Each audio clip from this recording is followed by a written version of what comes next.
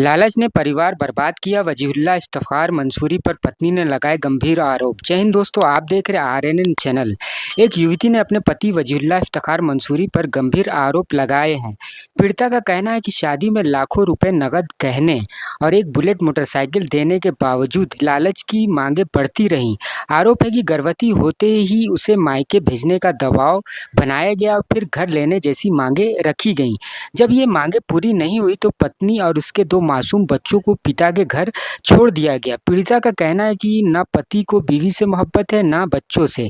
उसे चाहिए तो सिर्फ दौलत। लड़की ने अब मुमरा पुलिस से सख्त कार्रवाई और इंसाफ की गुहार लगाई है। पुलिस से उम्मीद है कि इस मामले की जांच कर पीड़िता को न्याय दिलाया जाए। निकिता अंजुम जी, ये बताइए, मुंब्रा पुलिस स्टेशन में आप अभी थोड़ी देर पहले गए थे, अपने ससुराल, अपने हस्बैंड के खिलाफ और अपने पूरे ससुराल के मेंबर्स के खिलाफ गए थे। क्या मामला है, क्या कहना चाह रहे हैं? मामला ये है कि मेरी शादी को 3 साल हो गया। मेरी शादी जनवरी के 3 तारीख को हुई थी। अब मुझे 3 साल से 3 साल से टॉर्चर किया जा रहा है हर एक चीज पे। एक महीने मैं शादी करके गई, मुझे 1 महीना भी नहीं हुआ। मुझे हर एक चीज के लिए तुम्हारी अम्मी ने दहेज ये चीज नहीं दी है, तुम्हारी अम्मी ने जेवर अच्छा नहीं दिया, नंदों को टॉर्चर, कोई आकर धक्का मार के जाता है। मुझे लड़ाई झगड़ा बहुत टॉर्चर किया जा रहा था उस घर में शुरू से। 9 लोगों के खिलाफ आपने एक शिकायत दर्ज की है, जिसमें इफ्तिकार नाम बताया जा रहा है, समीउन्निसा नाम है, वलीउल्लाह नाम है, उसके बाद में हबीबा नाम है, अनम नाम है, मोहम्मद वसीउल्लाह नाम है। इसमें क्या मामला था? ये इकरा भी इसमें एक नाम आपने ऐड किया है। ये सभी लोग आपके रिश्तेदार है। आफिफा नाम बताया है। इसमें एक ही घर में ये लोग रहते थे? आप भी उस घर में रहते थे? हाँ, सब ये घर में रहते थे। तो इन लोगों के नाम आपने क्यों अर्जी में डाला है? मतलब किस चीज की अर्जी किए है? क्या लेन देन था आपका? मतलब यहाँ से आता है कि मैं प्रेग्नेंट हुई शादी के 1 महीने के बाद। इन लोग ने एक चीज के लिए मुझे तरसा डाले, कोई चीज ला के नहीं देते थे, बहुत टॉर्चर करते थे। यानी कोई कैद नहीं, बस एक हिसाब है ना, शादी करके नौकरानी बनाते ना इंसान को, उसी तरह मुझे ट्रीट करते थे इन लोग। प्रताड़ित करने में आपके हस्बैंड भी इन लोगों का साथ दे रहे थे? मैं अपने हस्बैंड को सब बताती थी रात में, लेकिन ये बोले, मेरे अब्बा बोले हैं कि मेरे बहनों के खिलाफ नहीं जाने का। उनको बताया, उनके अब्बा ने उनको सख्ती से टॉर्चर किए, बोले कि नहीं बताए, मेरी बेटियों के खिलाफ वो कुछ भी करे, आपको आवाज नहीं उठाना है। ये भी वो साथ में शामिल थे। तो ये जो शादी आपकी हुई है, क्या आपके रिलेटिव में हुई है? कैसी हुई शादी? नहीं, रिलेटिव में नहीं हुई है। हाँ, मतलब रिश्तेदारी में नहीं? नहीं, रिश्तेदारी में शादी नहीं हुई है। हाँ, डिमांड तो किए थे। मेरी मंगनी हुई, मंगनी बहुत धूमधाम से की अम्मी ने, अब्बू ने। उसमें 4-5 लाख जो खर्चा किए। इन लोग सामने से कैश भी 2 लाख मांगे। 2 लाख कैश, 1 लाख ससुर को दिए, 50,000 मेरे शोहर को दिए, और 50,000 सब बच्चे जितने उनकी तरफ से फैमिली आई थी उन सब में भी बांटे। और जो नहीं आए थे, जो मेरे यानी सास की जेठानी, वो लोग नहीं आए तो उनका भी पैसा इन लोग ने मांगे मेरे अम्मी से, अकेले में बुलाकर। मंगनी होने के बाद इन लोग ने मुझ पे फोर्स डाले बात करने के लिए। मैंने बात करना स्टार्ट की तो इन लोग ने पूछने लगे जेवर कितना बनाया है, क्या है। उसी हिसाब से फिर हम लोग बुलेट देने का इरादा कुछ नहीं था। अब्बा ने बोले जो हमारे पास रहेगा हम वो देंगे अपने बेटे को। जो जेवर की जिक्र कर रही हो, इसके कुछ कागजात हैं, कुछ सबूत? जी हाँ, कागजात है मेरे पास। अर्जी में आपके लिखा हुआ है 40 से 45 लाख रुपए तक आपने शादी में खर्चा किया था। हाँ। एक बुलेट गाड़ी भी आपने दिया था, 17 से 18 तोला आपने सोना भी दिया था। ये सब लेने के बावजूद उनके अभी क्या नया मामला है? क्या डिमांड है अभी उन लोगों की? डिमांड उनकी ये है कि तुम्हारे अब्बा घर देंगे तो हम आपको अलग रखेंगे। डिमांड उनकी यही है।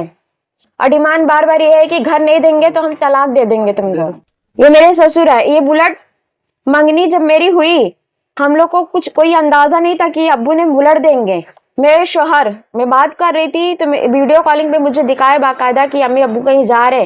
बोली कहाँ जा रहे? बोले बुलेट लेने के लिए। बोली किसने बोला? बोले कि अब्बू अम्मी पसंद करने जा रहे। तो मैंने ये जिक्र अपने वाली साहब को बोली तो वाली साहब बोले कि नहीं, मुझे इस सब का नहीं खबर है। हालांकि इन लोग ने सामने से बुलेट मांगे, जिससे हमको मालूम नहीं था कि ये बुलेट हमको देना है। इन लोग पहले से तैयारी कर लिए थे कि हमको बुलेट लेना है। शादी होके 3 साल हो गए। हाँ। 2 मासूम बच्चे हैं आपके, लाखों का खर्चा किया आपने। अब उस घर में आप रह रहे नहीं है, क्या पुलिस से क्या कहना चाहिए?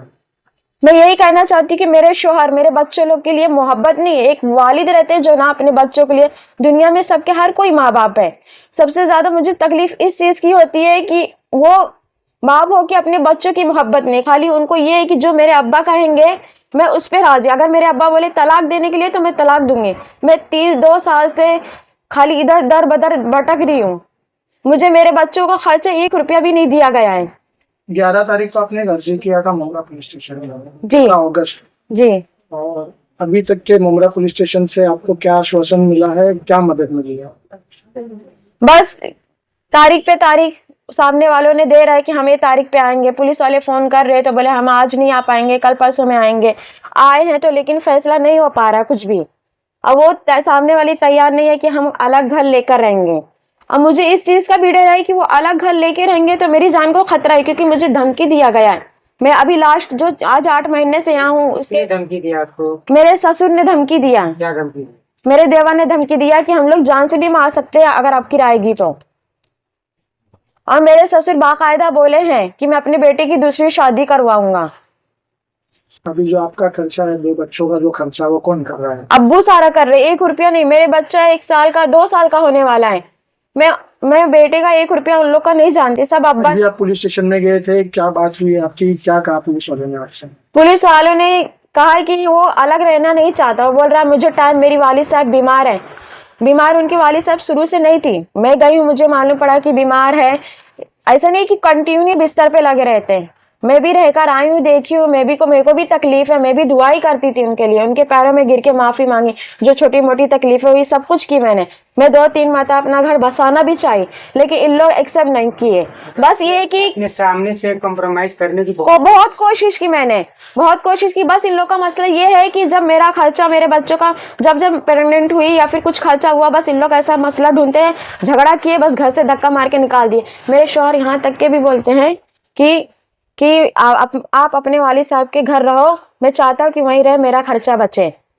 आज आप मुमरा पुलिस स्टेशन गए थे, वरिष्ठ पुलिस निरीक्षक अमीन शिंदे से मुलाकात की आपने, क्या आश्वासन मिला और क्या कहा सीनियर पीआई?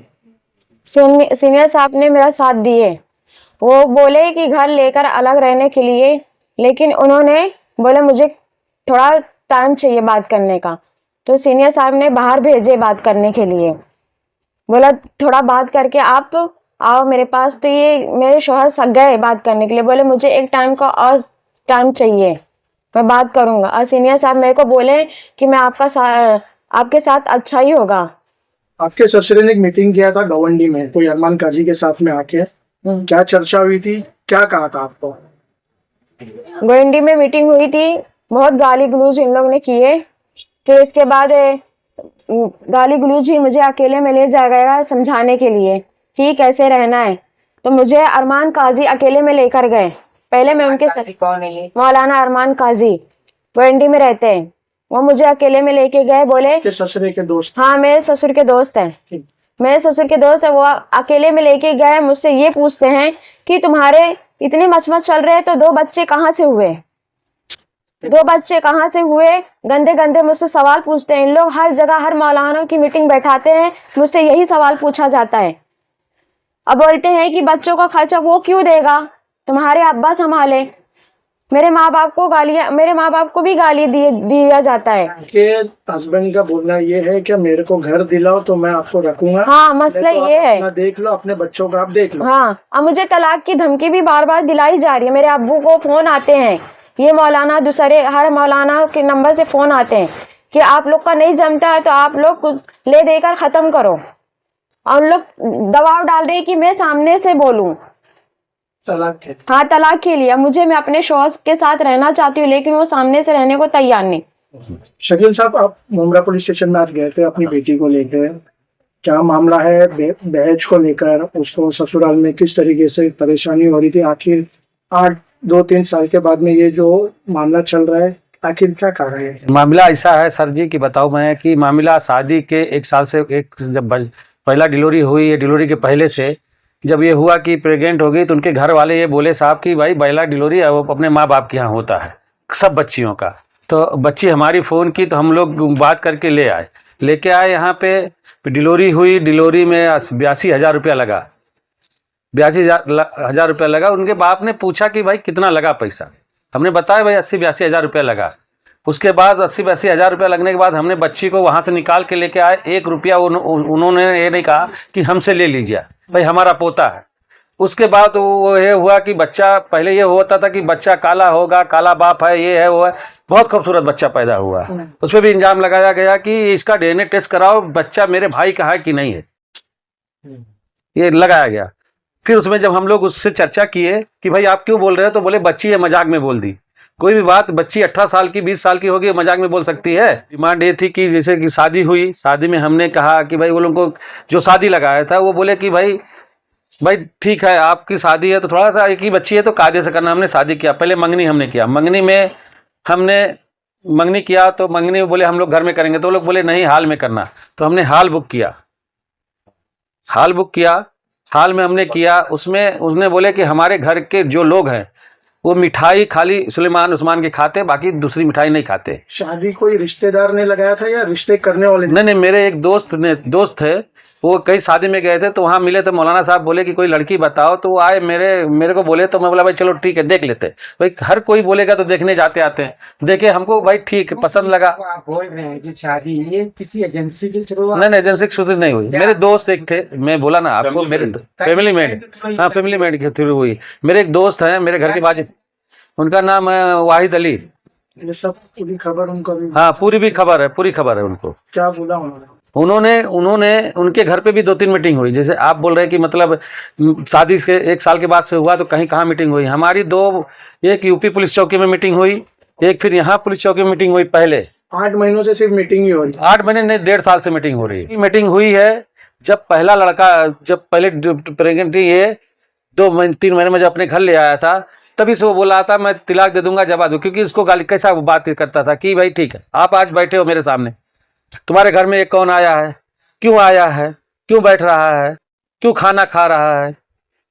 किसी लड़के को देख लेता, किसी लड़की को देख लेते थे, भाई कोई फ्रेंड है आई है मान ले मिलने, क्यों मिलने आई है, किस लिए आई है, क्यों आने देते हो, ये सब मेरे को नहीं पसंद है बोला। तो भाई मेरे पास 7 बहन में मैं अकेला हूँ, मेरे 40-45 भांजी भांजा, तो कोई ना कोई मिलने जुलने सलाम दुआ करने आता है। मेरा मांग ये है कि मैंने शादी किया, 50-55 लाख रुपए जो उसमें लिखा है मैंने शादी में खर्च किया है। सारे प्रूफ है आपके पास? मेरे पास प्रूफ है सब।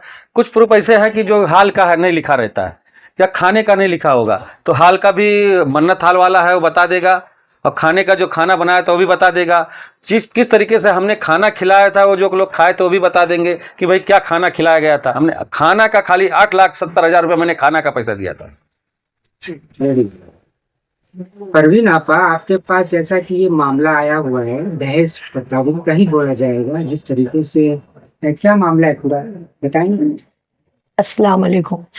पहली बात तो तुम सब भाई लोग को मेरा बहुत बहुत शुक्रिया, और ये इसलिए भी मैं बोलूंगी कि इस बच्ची के लिए नहीं, मैं उन तमाम बच्चियों के लिए बोलूंगी। आज ये बच्ची मेरे पास आई हुई है, जिसके वालिद का फॉलो अच्छा है, वो कर सकते हैं, बच्चे के साथ घूम सकते हैं, फैमिली बैकग्राउंड बड़ा अच्छा है। आज 3 साल में ये बच्ची 2 बच्चे की माँ बन गई, और इनका मेन मुद्दा है जहेज। इनको मुंह को लग गई है हाव। इन्होंने पहला डिमांड किया, चोरी किया, मंगनी में देखा 2 लाख।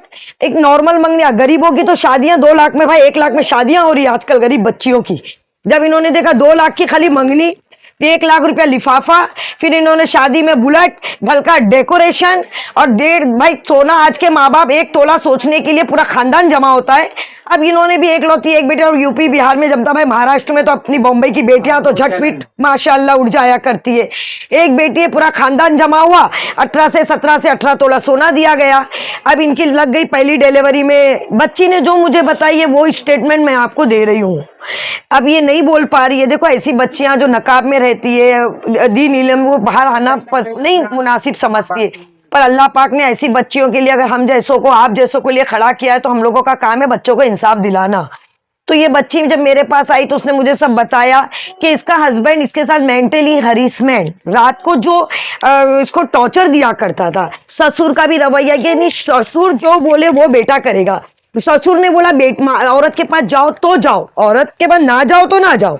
और देवर, एक घर के अंदर 4 नंदे, ननन नंदोई, जिसका घर मुमरा में, लेकिन वो रह रही वही। क्यों रह रही है? क्योंकि माँ कैंसर पेशेंट। ओके, मुश्किल नहीं, देखो हम भी दुआ करेंगे अल्लाह पाक उनकी माँ को अच्छा कर दे, लेकिन जो घर की पराई बेटी आपके घर में आई है वो आपकी असल बेटी है। आप अपनी बेटियों को रख के और ये बेटी को बोले इस पे जुल्म जाती करना और इसको इतना मेंटली हरिशमेंट करे बीच में कि ये अपने इसको लाए, इसको धक्का लगा, ब्लड निकला, इसको ही पकड़ते हैं, फोटो शूट करते हैं और इसके पेरेंट्स को बुलाते, आपकी बेटी जानलेवा अपने आप को मार रही है, आ जाइए। इसको घर पहुंचा दिया जाता है। गांव में जब ये शादी में पहुंचती है, हाथ में मेहंदी है, तो उसको रात को टॉर्चर करता है, ये मेहंदी क्यों लगी गई है तेरे हाथ में? और अकेले, अभी क्या बताऊं इसको, अकेले रूम, समझ गए होगे अभी मुझे इतना खुल के आप लोगों के सामने बोलना पड़ रहा है, बच्ची नहीं बोल पाई। इसको उस रात को भी इसने बहुत हरिसमेंट किया।